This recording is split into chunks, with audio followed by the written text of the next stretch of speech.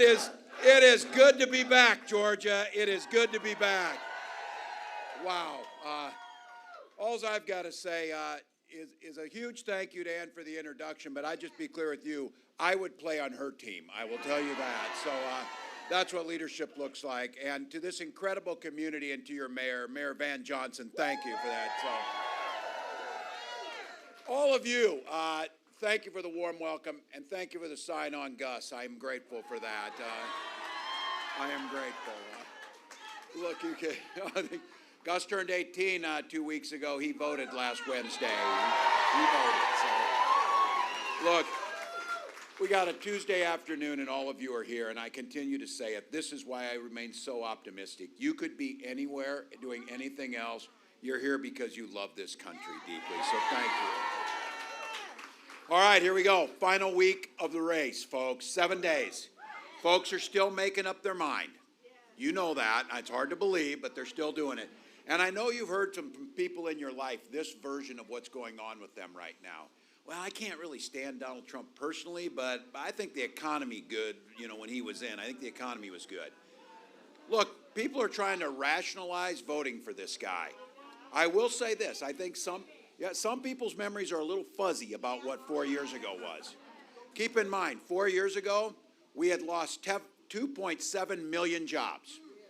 Unemployment had shot way up. Supply chains were devastated because Donald Trump botched the pandemic response. You remember the days when you were trying to find hand sanitizer and toilet paper? That was because of Donald Trump, just to be very clear about that. Not to mention the tens of thousands of Americans that died because he did not take COVID seriously. That's what happened. So look, 4 years ago, when he tells you, were things better 4 years ago? Yeah, if you were a billionaire because you got a tax cut. The rest of us got screwed during the deal. That's what happened. Look, what do you expect from a guy? And I keep saying this. Let's just dispel the myth of this, that Donald Trump is some type of businessman or whatever. This guy went bankrupt 6 times. Everything he touched went bankrupt. So I'm going to say it, and I think now in the last 7 days, let's just talk turkey about things. Donald Trump's a loser in everything that he's done. That's what he's done. That's not a pejorative. That's an observation based on facts. He loses jobs. He loses businesses. He loses in court. And no matter what J.D. Vance says, he lost the 2020 election.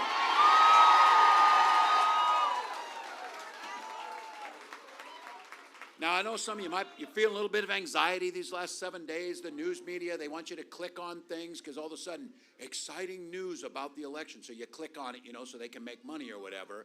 Look, don't take any of that. Don't take any of that. You know what the antidote is to the anxiety you're feeling? Go out and vote for Kamala Harris. That's right. Vote. We got it. We don't. You got it. That's our power. That's our power. Trump wants to talk about the past. Kamala's got a new way forward. She knows this economy works best when it works for all of us. That's the way it needs to be. I am incredibly proud to be on this ticket with her, especially for this, because you heard about the coaching and stuff. We've got real plans for America. Not concepts of plans, real plans. Lower costs, put more money back in your pocket, and make sure that everybody in this country gets an opportunity to get ahead, not just get by. And I want to talk about this. Taking on the price gougers that we talk about, why are grocery prices so high? That's what farmers are asking. Why in the hell are farmers still making $4 a bushel for corn when fruit prices were 30% cheaper when they were making $4 for corn? Somebody's taking money in the middle. We'll attack that, making sure on the national level, take on price gouging. This issue about giving tax cuts, Donald Trump will do it. He will give tax cuts, but it will be for the richest amongst us. We want to give tax cuts to 100 million middle-class Americans, the folks who are working. This one is transformational. We did it in Minnesota. We did it during the pandemic. $6,000 child tax credit in the first year of that child's life. Matters. And this issue, you know this, they want to talk about things that don't impact you. The things that impact you, I see young folks in here too. Where are you going to find child care? Where are you going to find child care? How are you going to afford it? We're talking about making sure we're hiring more people to work in childcare, and we're incentivizing and being able to subsidize some of the costs so that folks can get out and work. That makes a difference. Now, they asked J.D. Vance where we should get childcare, and he said, ask Grandma to do it. Because God knows Grandma's not doing anything else, like having a career and living her life and doing things like that.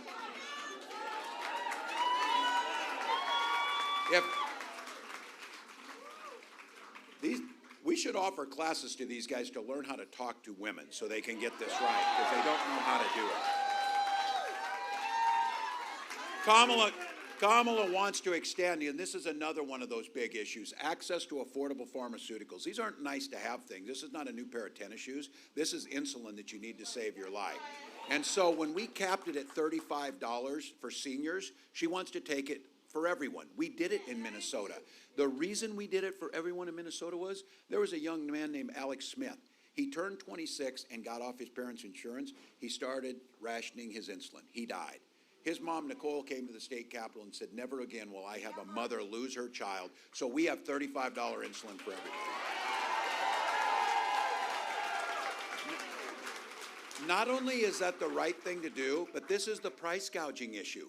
They were charging for that little vial of insulin that we now cap at $35. They were charging $800 for it. It cost $5 to make it.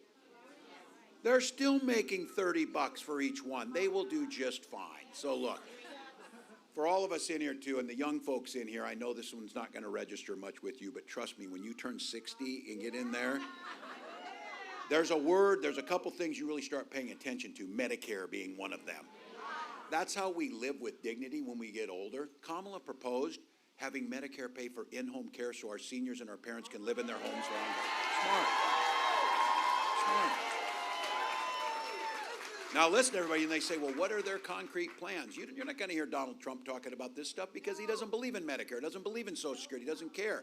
But when she said, let's expand Medicare to pay for glasses and hearing aids, what a novel idea. What a novel idea. Now Trump's plan, they had a bunch of experts look at it. Trump's plan will bankrupt Social Security in 6 years. 6 years. Now I want to just talk about this on Social Security. When you're a billionaire and you're sitting down at Mar-a-Lago, and remember the reason he's a billionaire because his dad gave him $400 million. Any one of you would be multiple billionaires richer than him if you had it started out. But look, he doesn't give a damn if the Social Security check gets deposited or not. You know who does care? My nearly 90-year-old mom, because she pays for food and heat with that money. And you know what? She paid into it. She paid into it. Now, Donald Trump wanted to tell us, and J.D. Vance tried to explain to me after Trump's concept of a plan. He tried to explain the plan, and I said, you should go back to the concept, because when you explain it, it's even worse. Because what he explained is getting rid of the Affordable Care Act. And for all of you who've forgotten, and for folks in here, what Obamacare did was make sure insurance companies could not determine whether they covered you or not because you had a pre-existing condition. Yeah, we're not going back to that. These folks get it. Even Donald Trump could figure out this business model. Insurance companies want to only insure healthy people, and they want to make it difficult for you to make a claim and collect the money, because that way they get to keep the money. What ACA said is, because you've had asthma when you were younger, or because you're a woman, or because you hurt your knee, you're not going to be excluded from this, and you're going to get health care, because guess what? Health care should be a basic human right to be able to take care of people. And the system works. And this idea of home ownership, all of us in here who've had the privilege and the ability to be able to own a home know that one of the biggest obstacles to getting in that home is the down payment that you need to get in. If you're like me, I used a VA loan where you don't have to have a down payment. What Kamala's proposing is making sure everybody gets a $25,000 credit to be able to get your down payment into your home. It works. And to folks in here who have an American dream to start your own business, we know that the richest and the biggest companies in this country don't pay any tax right now. They get a lot of tax credits and a lot of breaks. And speaking of not paying taxes, Donald hasn't paid 10 of the last 15 years in federal tax. So what we think is, we have those folks pay their fair share, and then we start focusing a $50,000 tax credit on small business owners for they're able to get off the ground. Makes more sense. But not Donald. He wants to give another tax cut to his buddy Elon to make sure, yeah, even more. At your expense. He's got a plan that no one agrees with. Remember during COVID, he didn't want to listen to medical personnel. He told you to inject bleach. Well, his same acumen around epidemiology applies to business. He thinks if he's going to do his tails tax, which he wants to tell you are tariffs, and China's going to pay for them, China's not paying for them. You're paying for them. $4,000 a year. $4,000 a year out of your pocket. All right. You would think after nearly 80 years he would have learned what a tariff is, wouldn't you? It's an 80-year-old man. He should have learned this thing. Did I say he was nearly 80? That he was nearly 80? That's all right. So he's nearly 80. He said, I'm not nearly 80. It's like 18 months away. He's nearly 80. Look, some of you in here, and I know there's folks in this room, we know that our system of government was never perfect, but it was better than any other one ever concocted. And it meant working together. And let's just acknowledge, the Republican Party over the years contributed much to this country. And the parties that kept their word, when those old Republicans talked about freedom, they meant it. That's not who this guy is. When this guy talks about freedom, freedom to have government in your doctor's office, in your school library, in your bedroom. Golden rule up north, as I'm sure it is down south. Things work better if you just mind your own damn business about my bedroom. Stay out of your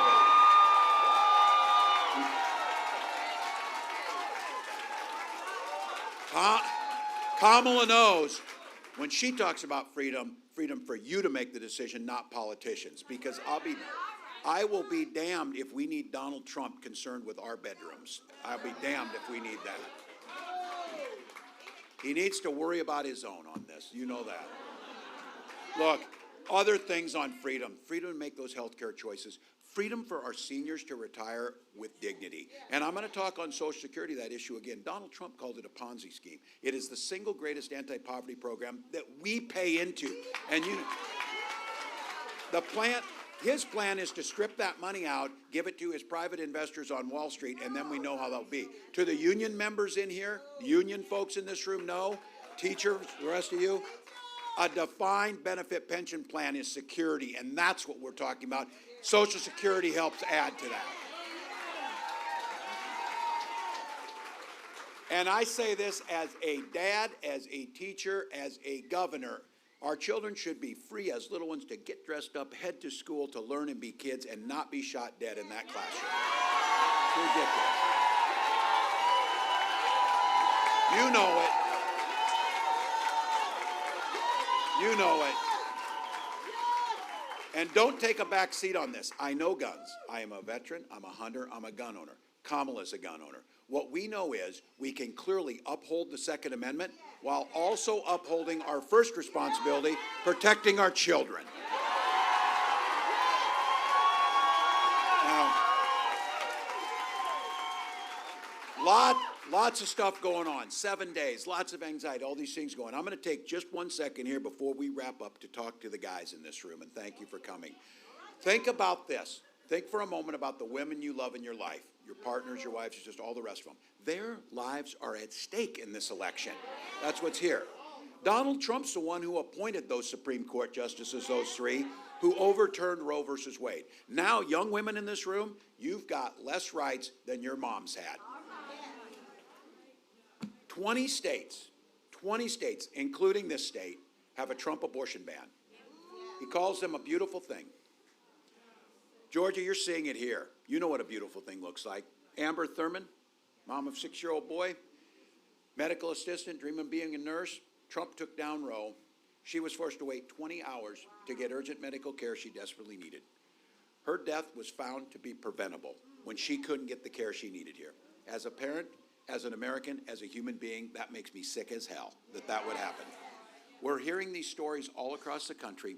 Women are turned away from emergency rooms, having miscarriages in parking lots, survivors of rape and incest being forced to carry those pregnancies to term, and fertility clinics turning people away at the door.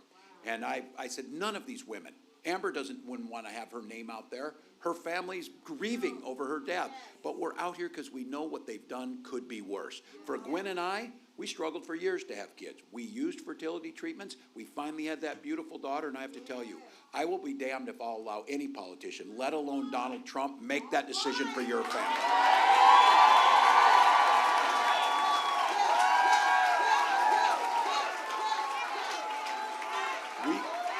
Keep in mind, this is the power.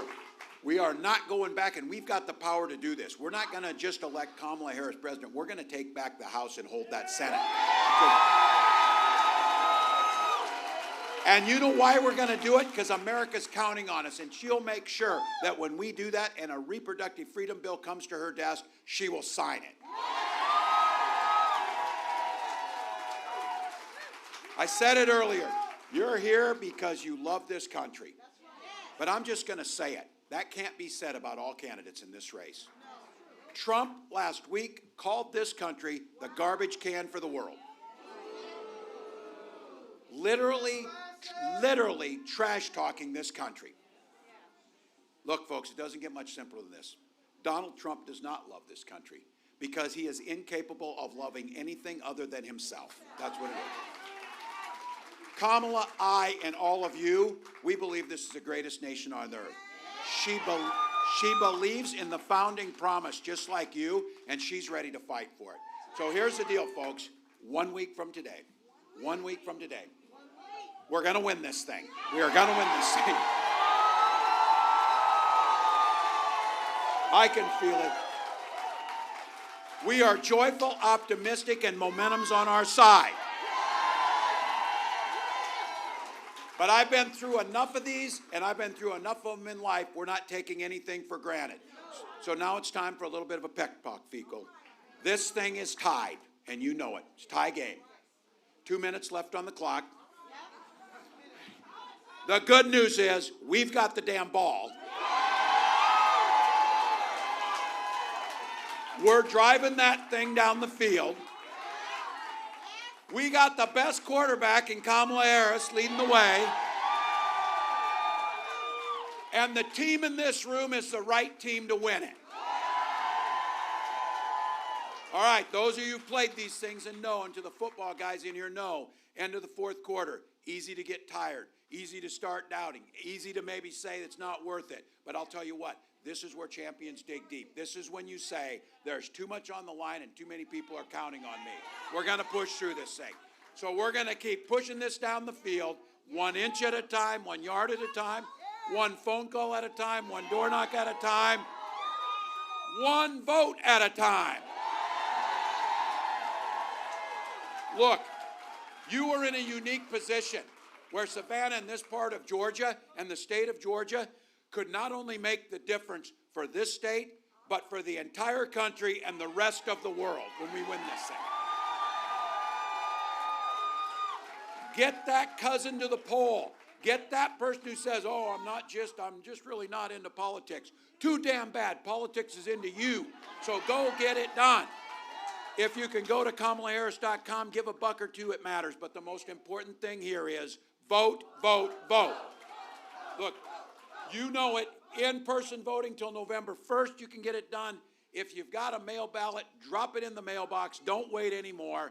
If you're looking to vote in person, iwillvote.com/GA to get that done. Take your ID with you. And I know you all have at least one person you can take to the polls. This thing in Georgia might be won by 1 or 2 per precinct. I was asking last time, how many did we win by last time? And somebody said, ask Trump. He was trying to find those ballots. 11,000. Let's win by more than 11,400 this time.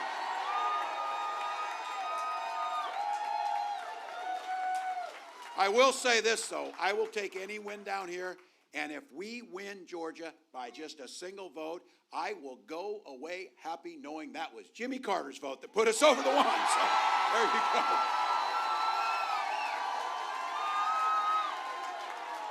So, folks, Make a plan to vote. Make a plan to get somebody to vote. If you can volunteer, we've got great teams out here. Knock a couple doors, call people. This takes your anxiety away because you're in the fight. You're making it happen.